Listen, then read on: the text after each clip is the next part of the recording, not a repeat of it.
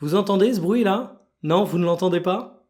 C'est normal parce qu'il n'y a absolument aucun bruit, puisque pour tourner cette vidéo, je vous fais l'immense honneur de couper mon ventilo alors que je suis en train de dégouliner dans un bureau où il fait beaucoup trop chaud parce que je n'ai pas la climatisation, alors appréciez ce luxe et ce silence. Oui, pardon, on va commencer la vidéo. Bonjour tout le monde, c'est Mickaël de TMF et on va parler de Bradley Barcola. Bradley Barcola qui est irremplaçable pour le Paris Saint-Germain. Alors je vous rassure, c'est pas un habile titre où je vais prendre le contre-pied de ce que je dis. Non, non, je considère vraiment qu'il est irremplaçable. Mais par contre, c'est pas une vidéo où je veux être déprimant et déprimé pour le Paris Saint-Germain. Il y a une expression que j'aime bien qui dit que les cimetières sont remplis de gens indispensables.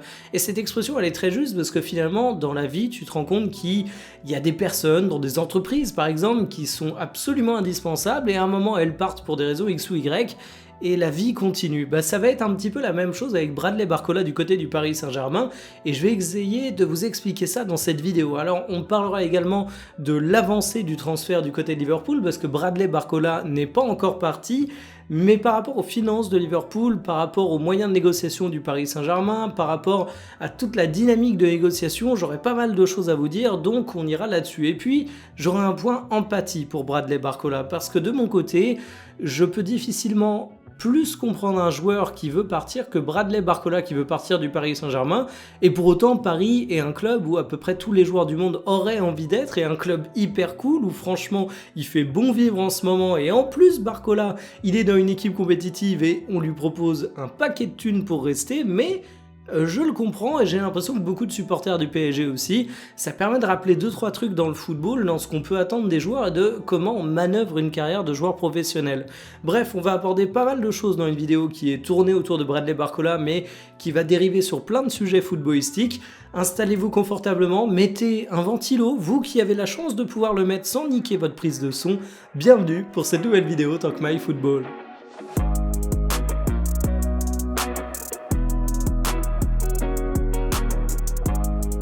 Barcola va-t-il enfin aller du côté de Liverpool? C'est le feuilleton de l'été et les dernières news commencent à dater un petit peu puisque c'était vendredi dernier, on évoquait le fait que Liverpool avait adressé au Paris Saint-Germain une offre de 115 millions d'euros, une offre qui n'est pas ridicule puisque la première était à 100 millions d'euros mais qui est tout de même assez loin de ce que veut le Paris Saint-Germain puisque le club de la capitale française attendrait 150 millions d'euros pour son joueur. Et je trouve intéressant de voir les montants qui sont évoqués parce qu'ils en disent beaucoup de la philosophie des deux clubs et de la dynamique de négociation qui est en train de se mettre en place. Le 150 millions d'euros pour le Paris Saint-Germain, c'est un moyen de dire qu'on veut pas enfermer Bradley Barcola, que c'est un joueur pour qui la porte est ouverte et le fait de ne pas le faire jouer lors du Trophée des Champions est d'ailleurs un signe assez clair de ça, t'as pas envie qu'il se blesse. Et d'ailleurs moi je pensais que Luis Enrique allait préserver pas mal de ses joueurs, c'était ce qui était annoncé sur les compositions attendues. Vous avez vu qu'au final non, il y a eu plein de titulaires qui étaient présents, même si Dembélé n'a pas débuté la rencontre, mais pour mon plus grand plaisir, hein, le fait de voir des titulaires, moi ça m'a fait plaisir, mais Barcola a été préservé parce que oui, le Paris Saint-Germain assume le fait qu'il peut être transférable. Reste que Barcola, il a un contrat jusqu'en 2028, donc finalement tu peux le céder l'année prochaine, il n'y a absolument aucune urgence à le céder maintenant, et c'est pas le fait qu'il lui reste qu'une année de contrat qui démolira sa valeur marchande, on le voit de plus en plus, des joueurs avec seulement un an de contrat ça va encore extrêmement cher sur le marché si c'est des joueurs qualitatifs et Barcola en est un. Et puis Liverpool de son côté, Liverpool ils ont fait une première offre à 100 millions d'euros, et c'est évidemment insuffisant par rapport à la volonté du Paris Saint-Germain, mais quand tu envoies une première offre à 100 millions d'euros, tu prends pas ton interlocuteur pour un pimpin. C'est une offre qu'on peut juger insuffisante pour Bradley Barcola, bien évidemment, mais c'est pas une offre clownesque. C'est pas l'offre que tu envoies à la moitié de la valeur du joueur et où tu considères vraiment que c'est question de laisser fuiter dans la presse que tu as essayé de recruter quelqu'un à ce poste-là, mais c'était pas véritablement sérieux. Non, il y a du respect du Paris Saint-Germain, il y a l'envie de commencer les négociations sur des bases saines. C'est un peu comme dans FIFA quand on voit une offre qui est ridicule, où ça clôt les négociations tout de suite. C'est peut-être un petit peu bête de comparer à un jeu vidéo, ça se passe pas comme ça dans la vie, mais en tout cas ça montre quand même que Liverpool a une démarche extrêmement sérieuse là-dessus. Et de mon côté, je considère que Bradley Barcola ira très probablement à Liverpool. Déjà parce que c'est assumé par la direction parisienne. Il n'y a pas de tabou autour du fait que Barcola ait envie de partir. Les infos ont fuité d'absolument partout et tu vois qu'il est préservé. Et ensuite parce que d'un point de vue remplaçant, ça s'active. Je vous ai fait une vidéo entière sur Mika Götze. Enfin, apparemment, il faut dire Mika Götze, un truc comme ça. Je m'y mettrai petit à petit après son arrivée au Paris Saint-Germain. Et Mika Götze, il évolue sur le côté gauche, là où évolue Bradley Barcola. Donc en fait, il y a déjà des choses qui se mettent en place. Et finalement, la seule chose qui pourrait me laisser à penser que ce deal pourrait éventuellement ne pas se faire, c'est les moyens de Liverpool. Alors c'est assez paradoxal de dire ça, parce que Liverpool est un club extrêmement riche, mais souviens-toi l'été dernier, ça fait un peu titre de film d'horreur, mais c'était un film d'horreur pour Liverpool sur le mercato, parce qu'ils ont dépensé beaucoup pour Hugo Ekitike, pour Alexander Isak, pour des joueurs qui n'ont pas forcément donné satisfaction, mais au final en termes de dépenses, vous voyez la balance des transferts, c'est quasiment 500 millions d'euros qui ont été posés.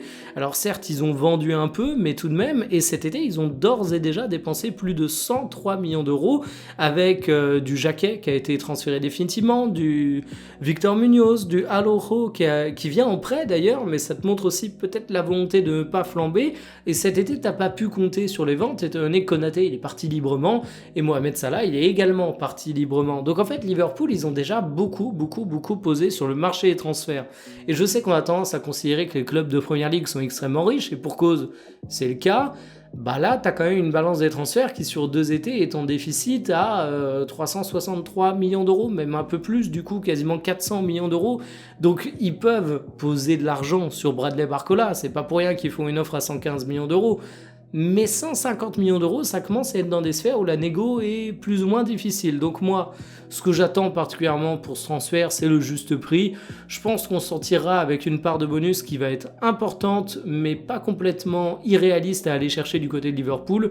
Et ça permettra du côté du Paris Saint-Germain de se dire qu'on a quasiment le 150 millions d'euros avec les bonus, et du côté de Liverpool, qu'on a une part fixe qui est à payer tout de suite et qui est un petit peu plus faible que ça, mais autant j'étais partisan du fait que le Paris Saint-Germain pouvait parfaitement garder Bradley Barcola s'il prolongeait pas, même s'il avait la volonté de partir. C'était déjà un peu le cas l'été dernier, souvenons-en. Autant là, j'ai quand même l'impression qu'on avance de plus en plus et que le départ est inéluctable. Comment ne pas comprendre Bradley Barcola et sa volonté de partir du Paris Saint-Germain? Alors évidemment, on est bien à Paris, mais c'est un joueur qui a envie d'être titulaire dans les plus grandes rencontres. Et je vais commencer en étant taquin. Je vais défendre Bradley Barcola, je trouve que c'est un joueur extraordinaire, mais j'ai envie de commencer cette vidéo en parlant d'un truc assez particulier sur Barcola, c'est que Barcola, s'il n'est pas titulaire, c'est de sa faute en fait. Alors vous allez me dire, évidemment, c'est toujours de la faute du joueur, parce qu'il suffit d'être entre guillemets plus fort que les concurrents pour être titulaire, mais en fait ça va au-delà de ça pour Bradley Barcola, c'est qu'il a commencé la saison en tant que titulaire. Si on regarde les matchs qu'il a disputés, Bradley Barcola, sur 16 matchs de Ligue des Champions, il en débute 12, il joue tous les matchs de Ligue des Champions, et Luis Enrique, il adore le joueur qui est Bradley Barcola. Donc en fait, Barcola, il est parti titulaire au début de la saison du Paris Saint-Germain, mais il a perdu sa place. Et ce qui est intéressant avec Bradley Barcola, c'est que c'est un joueur qui a le niveau pour être titulaire du côté du Paris Saint-Germain. C'est simplement un jeu de concurrence qui est extrêmement serré, parce que tu te retrouves avec 3 attaquants imbougeables devant. Dans l'axe, t'as Ousmane Dembélé, qui est imbougeable par son niveau, mais qui est également la seule véritable option satisfaisante dans l'axe pour Paris. Sur le côté gauche, t'as Kvaratskhelia qui est un prétendant au Ballon d'Or et qui a fait une campagne de Champions League absolument magistrale. Donc évidemment, c'est très compliqué pour Barcola de l'avoir à son poste de prédilection.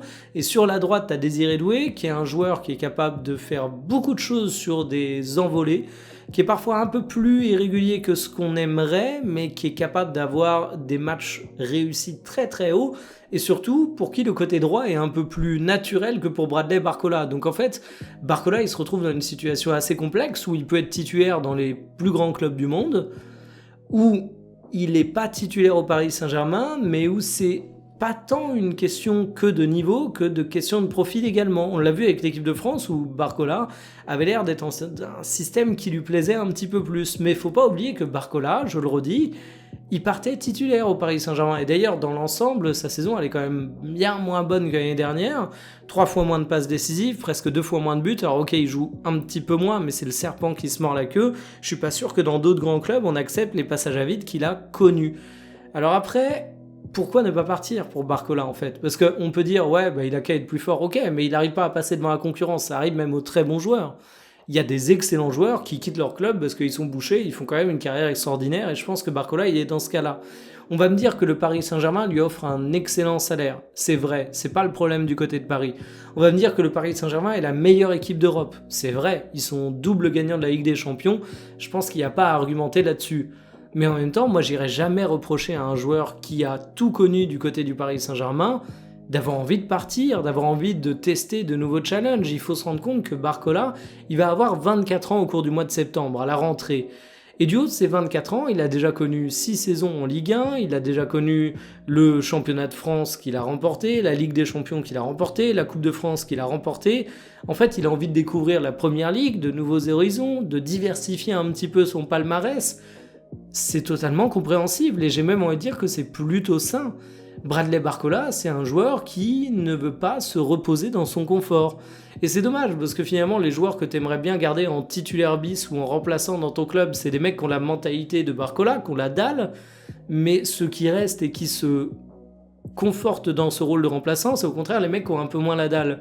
Mais je le redis, moi j'irai jamais critiquer un jeune joueur qui a explosé à Lyon, qui a tout gagné avec le Paris Saint-Germain et qui derrière a envie de découvrir la Première Ligue et faire des choses un petit peu différentes dans sa carrière. Et de toute façon, j'ai l'impression que les supporters du Paris Saint-Germain comprennent parfaitement ça et ça me fait plaisir parce que j'avais fait un tweet fin juillet là-dessus.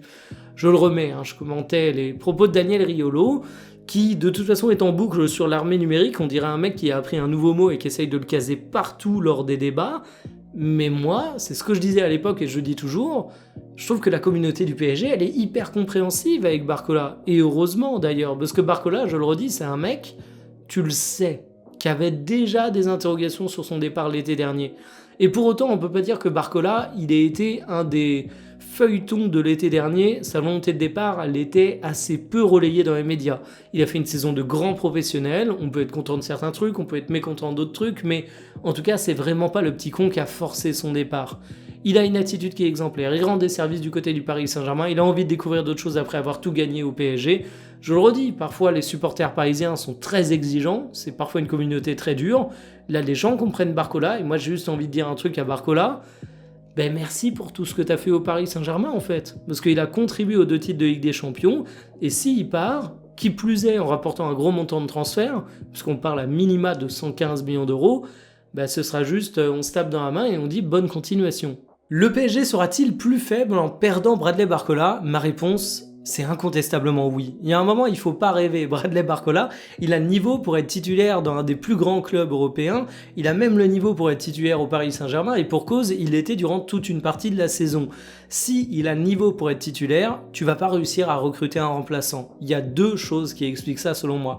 La première chose, c'est que par définition, s'il a le niveau pour être titulaire, il va pas accepter de signer au PSG, donc de débarquer en tant que nouveau joueur du Paris Saint-Germain pour avoir une place sur le banc. C'est pas quelque chose qui est envisageable, c'est extrêmement difficile de trouver des bons remplaçants, c'est pour ça que Gonzalo Ramos était content de l'avoir vendu cher, parce que ça reste une perte sportive d'envergure, étant donné que lui c'était un très bon remplaçant, et pour Barcola, faut pas se faire d'illusions, tu vas pouvoir recruter un joueur, mais il aura jamais la stature qu'a Barcola, parce que sinon il accepte pas de venir. Et puis le deuxième point, c'est que Barcola, les Parisiens sont tous d'accord pour dire qu'il vaut bien plus de 80 millions d'euros par exemple, que sa valeur c'est plutôt 100, 120, 130, 150 millions d'euros.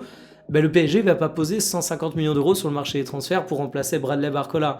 Alors il y avait des rumeurs à un moment sur Diomandé, un peu plus que des rumeurs d'ailleurs, le PSG voulait vraiment le recruter, et si ça s'était passé comme Nasser El Khelaïfi l'avait imaginé, Diomandé aurait été parisien. Mais sinon, on voit bien avec la piste Mika Götze, on voit bien avec Akliouche qui a débarqué lui davantage pour le côté droit, que l'idée, c'est pas de poser plus de 100 millions d'euros sur un remplaçant. Donc oui, le Paris Saint-Germain va être plus faible sans Barcola qu'avec Barcola. Mais vous savez quoi? Ça fait partie de l'histoire de tous les grands clubs. En fait, tu peux même perdre le meilleur joueur de ton effectif et en ressortir plus fort. Moi, j'ai un exemple qui est toujours frappant là-dessus, c'est celui de Liverpool. En 2018, vous vous souvenez sûrement de ça, Si vous n'êtes pas trop jeune, ils ont vendu Coutinho au Barça. Ils ont vendu Coutinho pour une montagne de thunes. Et autant Coutinho au Barça, il a été critiqué, c'est vu comme un des exemples du mauvais réinvestissement de l'argent du Barça, autant quand il était à Liverpool, Coutinho, c'était un des joueurs phares de la Première Ligue, c'était le joueur star de Liverpool. Mais ça a donné du cash, ils l'ont bien réinvesti, et en fait tu t'es rendu compte que qu'importe l'équipe que tu es, qu'importe le joueur et sa puissance, ben en fait la vie a continué et tu peux en ressortir plus fort. Je considère que c'est la même chose pour Barcola. Déjà, c'est pas le joueur le plus fort du Paris Saint-Germain, on parle que de perdre un titulaire bis, donc franchement, si je vous demande qui vous préférez perdre entre... Barcola ou Dembélé, voire Kvaratskhelia, je pense que vous allez répondre Barcola quoi qu'il arrive. Et puis, bah, c'est le lot de n'importe quelle équipe, en fait, ça fait partie de l'histoire. Et j'ai même envie de dire que le PSG est une équipe qui est particulièrement bien configurée pour perdre certains de ses leaders. C'est pas une équipe qui repose sur un seul homme, c'est pas un projet de jeu qui est tourné autour d'une seule individualité. Le PSG avait ce profil d'équipe dans le passé à certains moments.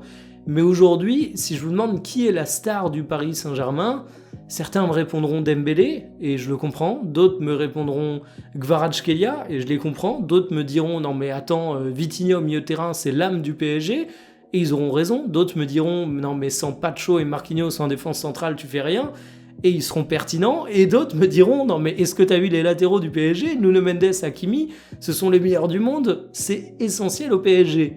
Et en fait, ce que je veux vous dire par là, c'est que, bah ouais, Barcola est un joueur impossible à remplacer pour le Paris Saint-Germain. Mais au final, le PSG a plein d'autres forces. Et j'ai même envie de vous dire qu'il faut l'accepter, parce que, ben, un jour, tu auras peut-être un joueur qui va faire l'objet d'une offre agressive de la part d'un club concurrent, que le PSG aura pas envie de vendre, mais qui fera le forcing pour partir. Ça se trouve, en 2028, on aura un Désiré Doué qui aura 1 ou 2 ballons d'or, qui sera incontestablement le meilleur joueur du Paris Saint-Germain, et qui partira au Bayern Munich, au Real Madrid, à Manchester City, parce qu'il fera le forcing. On aura un Ousmane Dembélé qui prendra des années et qui partira, qu'il faudra remplacer. Et ce sont pourtant des joueurs qui sont vus aujourd'hui comme indispensables.